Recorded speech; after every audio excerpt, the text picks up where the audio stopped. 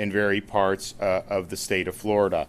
This storm is expected to move throughout north central Florida and likely go into Georgia and in the Carolinas. Yesterday and into this morning, we saw impacts throughout the west coast of Florida, starting in southwest Florida and continuing up the coast. This storm has produced and will likely produce significant flooding events from Sarasota, Bradenton area all the way up to northern Florida. And that's not something that just happens when the storm passes. There's a ongoing threat of that over the ensuing days. Now that Hurricane Debby is making landfall, the most important thing to do is to just protect yourself and protect your family. Don't go out into this storm. Don't drive on the roads, particularly when they're flooded. We have had some traffic mishaps over the last 12 hours. And when you have flood situations, that is the number one way where we will see fatalities, is by people being out on the roads and hydroplaning or having other problems. So do not go walk or drive into flooded roadways. There are hazards there. They're dangerous. We want everybody to be safe. Power, so far we have about 143,000 Floridians without power. We have a lot of restoration personnel ready to go to get it back on. I think because this is a Category 1 with 80-mile-an-hour sustained winds, the total number of power outages are not going to reach the level that they did with Hurricane Idalia, and certainly not the level that they did with Hurricane Ian back in 2022. But we do have 17,000 linemen that are ready to assist with restoring power immediately. And I know a lot of the utilities have already restored hundreds of thousands of folks starting yesterday. We also have Starlink internet ready to deploy if that is needed. So we're standing by. We want to assist all the local communities with anything that they need. As I mentioned yesterday, we have been approved for federal disaster assistance. Our pre-landfall declaration was approved. Our National State Guard are ready for search, rescue, and humanitarian assistance as needed.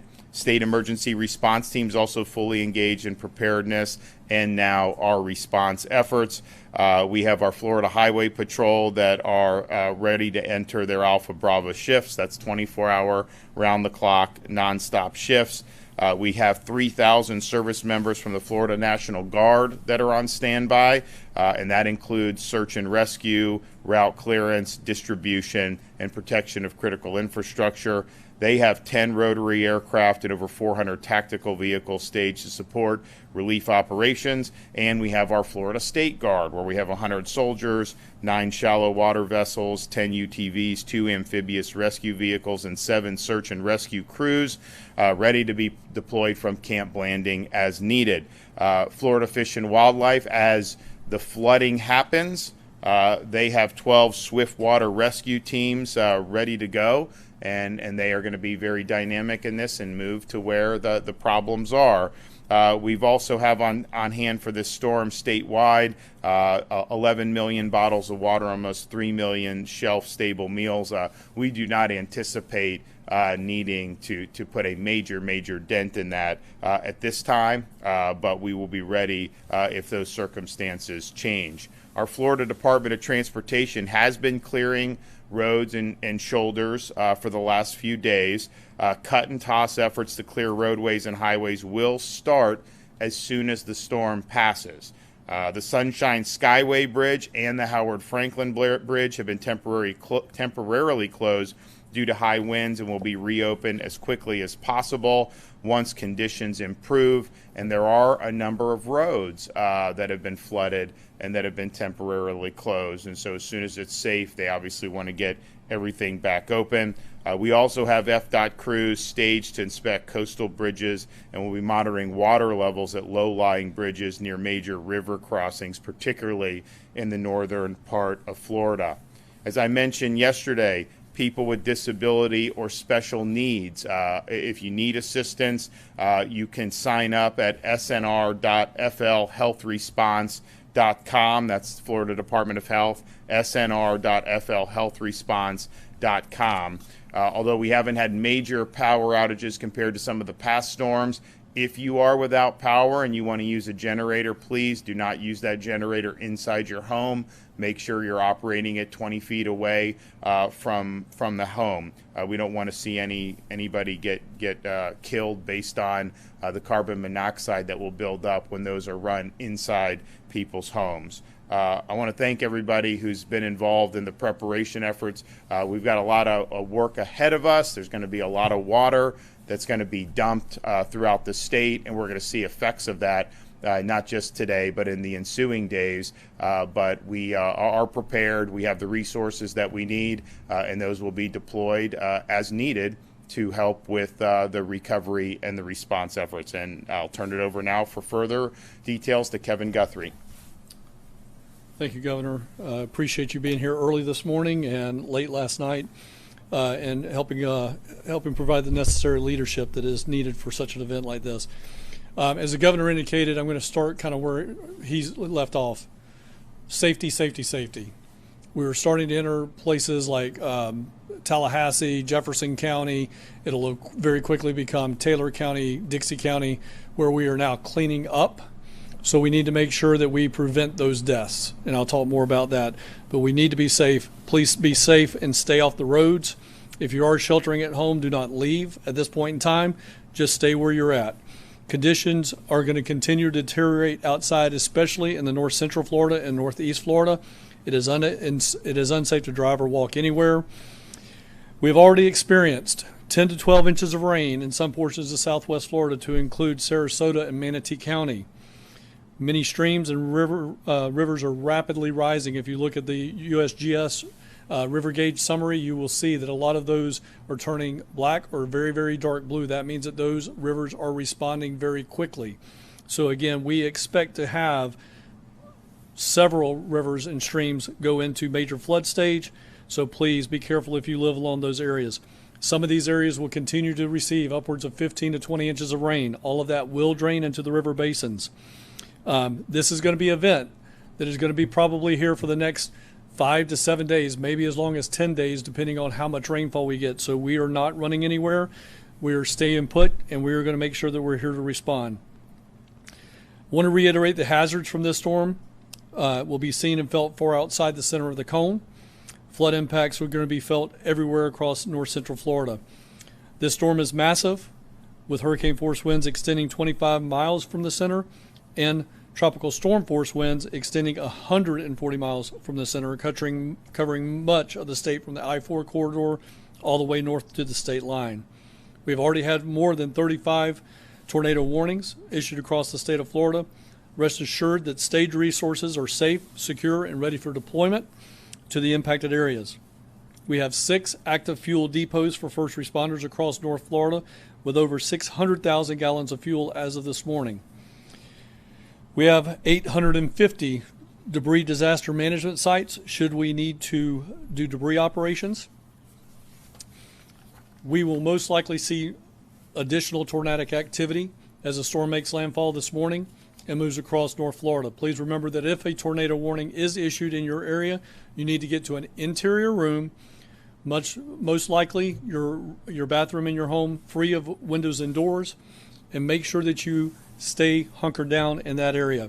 If you happen to have something you can throw over your body, such as a blanket or maybe even a light mattress, this will certainly help as well. Be prepared for power outages. The governor talked about that. We will have power outages. The nice thing is this is a Cat 1 hurricane. It's not going to be as widespread as we saw in Hurricane Idalia and Hurricane Ian, but nevertheless, we will have those power outages. Please do everything you can to stay safe and comfortable where you're at, because first responders need to be able to reach you and get to other people during the time of storm. Take care of yourself and your family, sheltering in place as long as that needs to happen. Ambulances, search and rescue teams, and other first responders will not be able to get to you during unsafe weather. I know many of you may start calling for 911 services, but until those winds, typically in each county, die below 40 miles an hour, sustained winds, they will not be able to respond. But as soon as they can, they will, and we have plenty of resources staged to come in and assist. After storm-related deaths are preventable. And I'll say that again. After storm deaths are preventable. We see the majority of our storm-related deaths, especially in low-end category hurricanes, happen after landfall. You heard the governor talk about generator safety. Please make sure, again, reiterate, 20 feet away from any open door or window. Make sure that you wait 20 minutes before refilling a generator. Also, in much of our state has senior citizens. Please do not get up on a ladder. Do not try to put a tarp on a roof. Do not try to cut a limb. We have volunteer organizations that will come and help you with that. All you need to do is reach out to your local emergency management agency or call our cell line, and we will make sure somebody comes and helps you on your property. Do not risk yourself. Do not risk injury. We will come and help you. Thanks to the leadership and dedication of the Governor DeSantis, Florida is the leader in emergency management, and we continue to show it through this disaster response. We are the best at what we do. The men and women that are sitting on that floor behind me worked all night long. Most of them came in at 2 or 3 a.m. this morning, and they will be here through the duration of the day and into the night tonight. We want to make sure you get the latest information, and to do so, please continue to follow us on X and Instagram at FLSERT, that's at FLCERT, and on Facebook at FDM for updates. Governor, as always, thank you so much for your leadership and your assistance as we respond to this disaster. So as a storm continues to head north, even when it's primarily affecting southern Georgia, I mean, all that rain and all the water, when that's there, that eventually comes down into the northern part of Florida. So when you're talking about flooding, you're looking to see the water that's happening in real time as the storm passes you, but then there's going to be after effects from this storm. You're going to continue to see some of these rivers rise. So there's going to be an ongoing threat of flooding that is not going to end simply when the storm passes. So just be aware of that. Be prepared for that.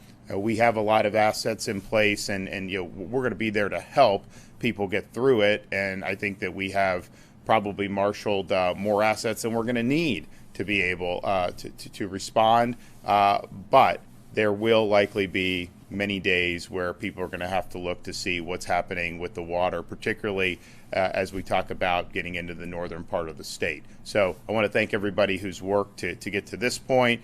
They've started preparing when this thing wasn't even an organized storm, just because we know how these things can happen. And so the preparation's been good, and now we're prepared to respond accordingly. Okay, any questions? When do you expect you'll be able to get out? So we think maybe later today. I don't know if we will fly today, but if you look at some of the places in the Big Bend, that's obviously accessible via ground transportation. So we may do that. I know Kevin's also he has staging areas in different parts of the state. He's going to move some of the resources closer to the Sarasota-Bradenton area, just because they've had a really significant amount of water dumped on them, and we're seeing the effects of that. But we will get out as soon as we can. How has the flood control around the power substations held up so far? Well, I'll let Kevin if he wants to say, but if you look at the power outage numbers, this is incredibly modest compared to what we've dealt with in past storms. I mean, Hurricane Ian, you had millions of people that were out. The restoration was the fastest has ever been for a major hurricane, but now we're talking about hundreds of thousands. Obviously, as this storm goes throughout the northern part of Florida, you may see more outages. But what we're seeing is not at the level of Idalia, and certainly not at the level of Ian. Now, whether that's because of the devices that we've put in, or just because the storm is not as powerful as those, maybe it's a combination. Yeah. I mean, the governor certainly said it best, Cody, and that is, we've got stuff out right now, and it's still being impacted. But as of right now, the substations where we have installed stuff with Florida Power and Light and a couple of other locations, no issues whatsoever on those substations. The places where we have put it out at hospitals, no issues of flood inundation into the hospitals. So these are, again, we learned this over Idalia and Ian. These are best practices, and it proves that the nation, taking Florida's lead and underneath the governor's leadership of building capability and capacity through disasters, we can be good at flood response events. So again, as the governor has said, we haven't had any issues to date. I just one more reminder: these when the water rises, when you have streets that can be flooded, that's hazardous. And in some respects, that's even more hazardous than some of the other aspects of these storms. So just please take the adequate precautions. Don't try to drive through this. We don't want to see traffic fatalities, adding up because people are out there when the roads aren't safe yet. It'll be fine. All this stuff gets taken care of. All the roads will be open in the not too distant future. These guys are working really hard, but sometimes when there's a lot of water on the roads, it can be very, very hazardous. So please don't tempt fate. Don't try to go and go through these flooded streets. And as that happens, take the proper precautions, and I think that we'll all be better off for that. I know people want to get different places, but sometimes these roads can be very, very hazardous. We do anticipate a lot of water to continue to be dropped with this storm, and this is just something that people are going to have to be very, very aware of. So we'll be back with another update, and we will probably end up somewhere by the end of the day as well. So when you deal with storms, if there's a traffic accident, we count it, right? We do have a report in Dixie County of a car hydroplaning and crashing. We also have a report of, an 18-wheeler in Hillsborough County, right off I-75. Was that because of the roads per se on that one? I don't know, because we do have traffic accidents, but what we do is once we're in a storm situation, any accidents that are within that area, they will be categorized and reported accordingly.